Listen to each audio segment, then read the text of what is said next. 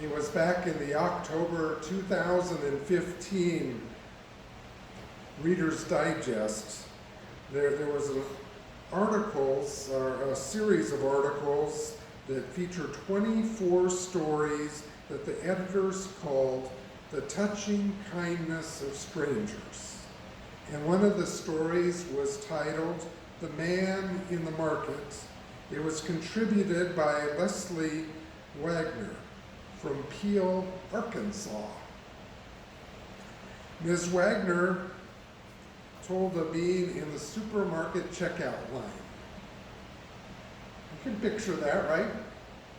So putting their groceries there and they're getting all rung up.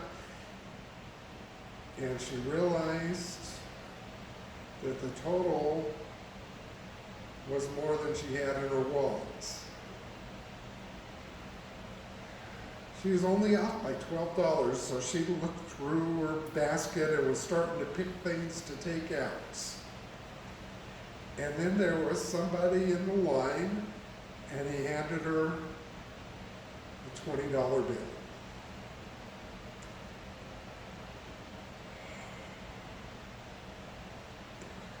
Ms. Wagner was embarrassed, and she said to the person making the generous offer, please don't put yourself out. And then he said, let me tell you a story. My mom's in the hospital with cancer, and I visit her every day. And every day I bring her flowers. This morning my mom was really mad. She said, stop wasting your money buying me flowers every day. Go out and do something else with that money. And then he said, this is my mom's flower money. And Miss Wagner gladly accepted the stranger's kindness.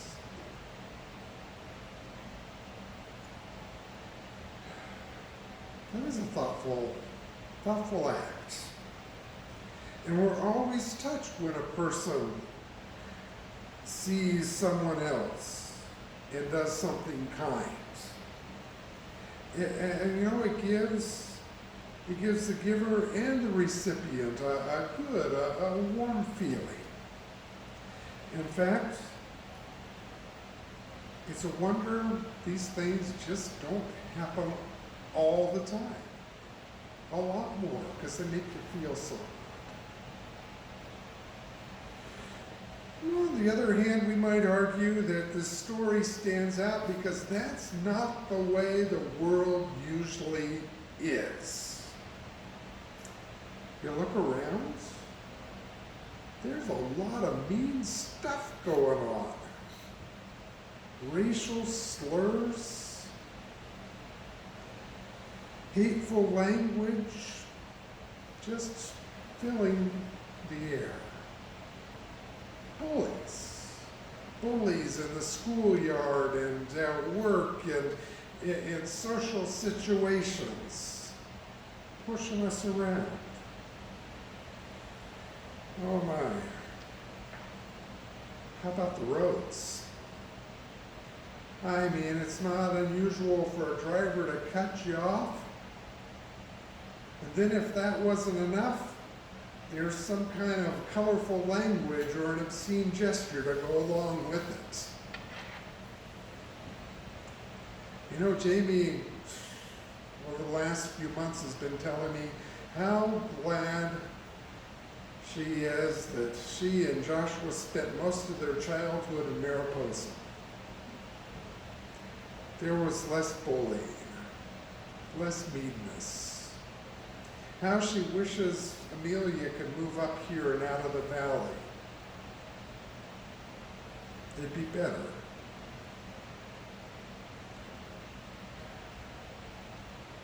Wouldn't have to deal with the bullies and the meanness quite so much. But what in the world can we do? can run away and hide. We can try.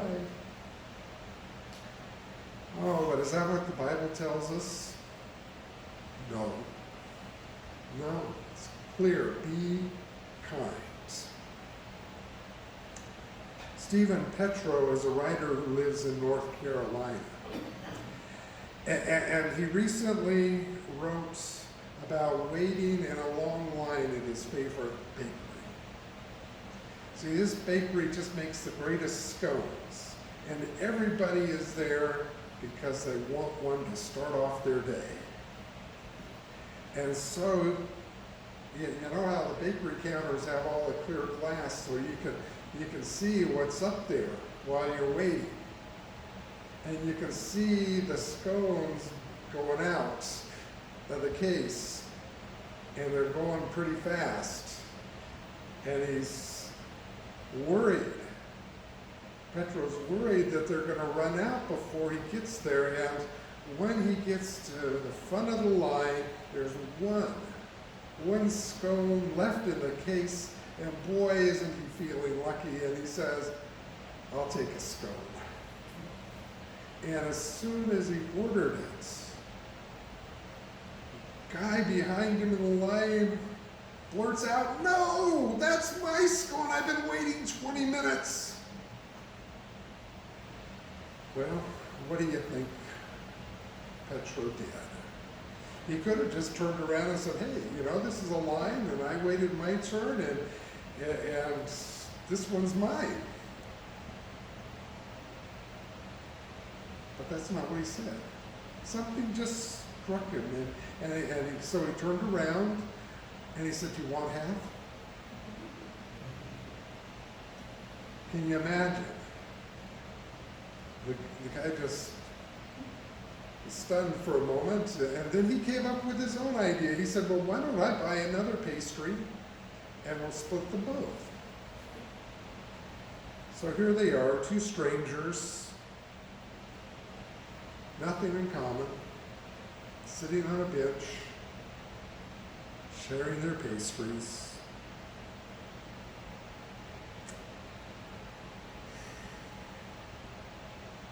Nothing the same as far as jobs or political views or marital status, just strangers. But they shared a moment of connection with just simple kindness. I felt good, says Petro, and frankly, I wanted more of this feeling.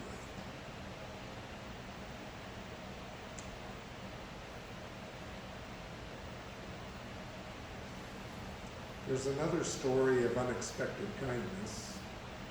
Well, maybe we don't get it. We know the parable of the Good Samaritan so well, it doesn't surprise us a bit. And maybe we miss the point. It begins with the teacher of the law, religious authority, stands up to Jesus, revealing that he's in an oppositional relationship, or he's at least a skeptic of Jesus' credentials. Teacher, says a lawyer, what must I do to inherit eternal life? Well, we have no indication in the scripture that this teacher of the law is a bully or a jerk, but he's clearly trying to get the upper hand.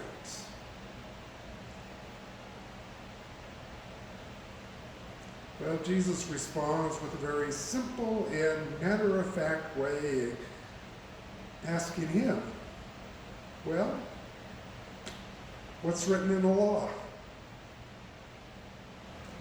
And the lawyer quotes Deuteronomy and Leviticus, pointing to the commandments to love God and to love your neighbor as yourself. And Jesus commends him, saying, you've given the right answer, do this and you'll live. But the lawyer seems to be realizing that his competitive advantage is slipping away. And wanting to come back up on top, he asked Jesus, "Oh, and who is my neighbor?" He fully expected that Jesus would describe his neighbor as a person of similar race, religion, job, age, political views, or marital status. Instead, Jesus tells a story. A man is on his way from Jerusalem to Jericho. And he falls into the hands of robbers, and they strip him and beat him, and they leave him half dead along the side of the road. And the lawyer's probably thinking, okay, Jesus is saying that this man is my neighbor. That's all right. He sounds like he's a good Jewish guy. He's walking from Jerusalem to Jericho. But then, the plot thickens. Now, by chance, a priest was walking down the same road, and when he got to the spot where the man was, he passes by on the other side. And not too long after that, a Levite was walking down the road, and when he got to the spot where the man was, he too walked by on the other side of the road. Well, at this point, you can imagine the religious teacher scratching his chin a bit, thinking, well, I know some people who never get their hands dirty, helping their neighbors in need. And I've seen them in action. Observant Jews who consistently fail to love their neighbor as themselves. But as Jesus so often does, then comes the curveball. But a Samaritan, while traveling, came near to him, and when he saw him, he was moved with pity. The lawyer didn't see that pitch at all. Jesus speaking kindly of a stranger, and not just any kind of stranger, but a Samaritan, a half-Jew who deserved only slurs and hateful language. So where's Jesus going with all this? Jesus says the Samaritan went to the Jewish man and bandaged his wounds, and he poured on oil and wine, and he put him on his own animal and brought him to the inn. He took care of him. And the next day, he took 2 denarii and he gave them to the innkeeper, and he said, "Take care of him, and when I come back, I'll repay you whatever more you spent."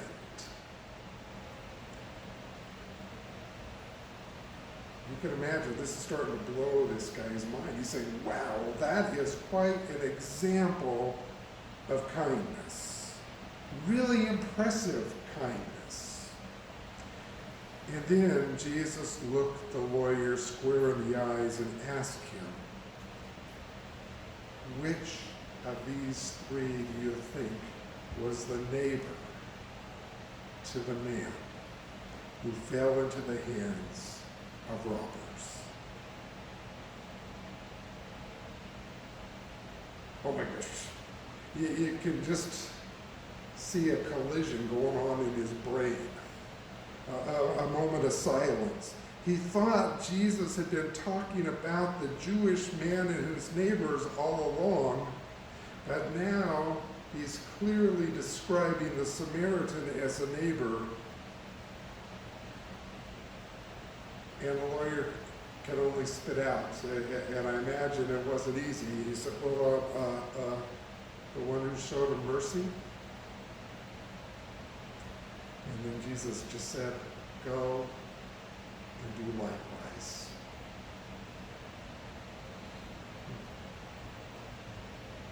Just 4 words. Go and show kindness to the Samaritan, half Jew, who is the victim of slurs and hateful language.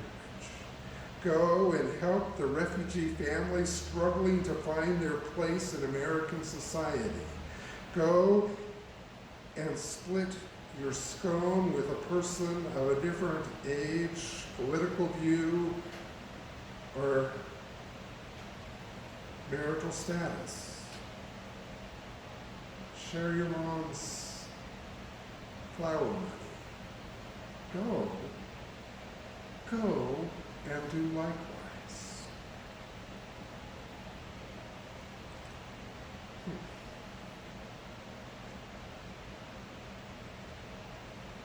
Somehow we miss the surprising nature of just the Samaritan being the neighbor, but you know what else we miss? We miss the joy the Samaritan found in his helpfulness. When we hear the Samaritan paid the innkeeper to provide lodging and nursing, we think, yeah, boy, what a generous guy. He's got means to take care of this stranger. But the reality is the Samaritan wanted to help the wounded man. It gave him joy. As Stephen Petros said after splitting his skull, I felt happy and frankly wanted more of the feeling. Melanie Root is an assistant professor of marketing at the University of Houston. And you know, she's come up with a name from that boost you get from being kind. Helpers High. She's speaking about the warm glow we feel when we help other people, when we see them happy. And what's interesting is that Rude calls this kind of giving impure altruism. Not that it's impure because it's bad, because the motivation is to hurt or do something evil. No. But because it benefits both the giver and the receiver. It's hard to do something truly altruistic, she says, because we always feel good about ourselves after we performed an act of kindness. Call it altruism or impure altruism, pure kindness or kindness that includes a helper's high. In the end, it's all good. And you know what? The best part is that it's contagious.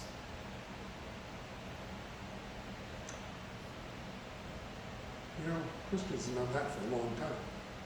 All the way back to Jesus, at least. The kindness of other people rubs off on us, and it makes us more kind. The helpfulness of the Good Samaritan advanced a movement of helpfulness that continues to the present day. A kindness contagion. From a theological perspective, the source of all goodness is God.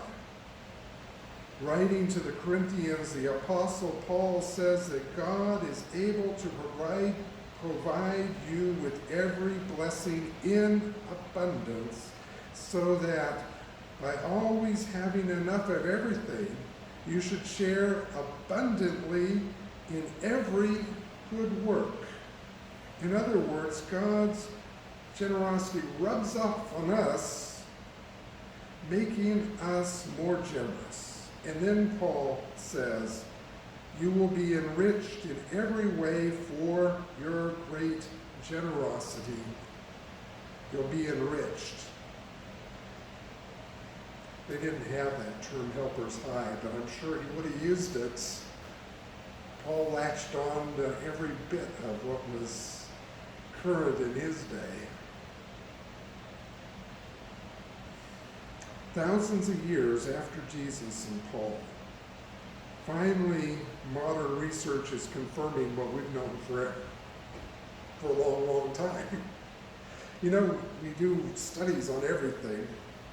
Stanford assistant professor of psychology Jamil Zaki has spent a number of years studying how kindness can be transmitted. Kindness itself is contagious, he writes in Scientific America. It can cascade across people, taking on new forms along the way. He found that people make larger charitable gifts when they believe that others are being generous. And in situations where people can't afford to donate, they give them all the money they can give. One individual's kindness can inspire others to spread positivity using other kinds of non-monetary gifts or talents or spiritual gifts. Jeremy Taylor, a 17th century bishop, he used to counsel all aspiring ministers to speak kindly to everyone you meet, because everyone has a problem.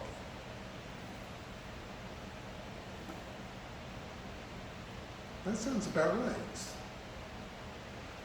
Once you really get to know somebody, everybody has some kind of a problem or burden or something they're dealing with.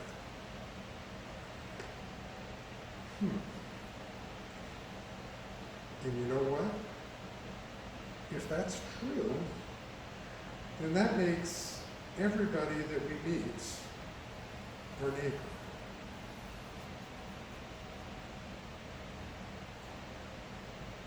Everybody we meet. No exceptions.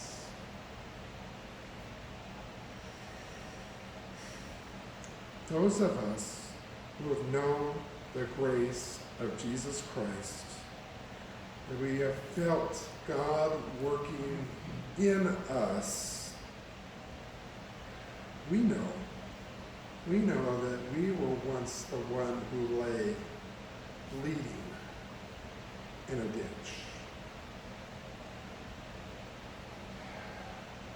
And it was the ultimate Good Samaritan, God, who ministered to our needs. And now, we long to do for others what God has done for us. That's a good way to describe grace. Grace is kind of that glue that holds the church together. Maybe that's the whole gospel.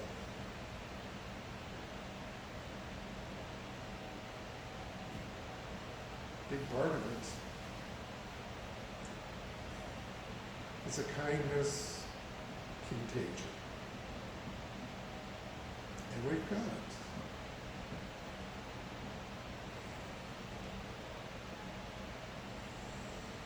Are you listening? Because Jesus is still talking to us. those 4 words. Go and do likewise. Amen.